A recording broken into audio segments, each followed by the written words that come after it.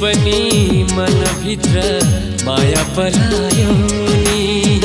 चिन्ने चिन्ने जस्तो लाग्छ कसले बुलायो नि डाँडैको देउरालीमा पुग्यो घम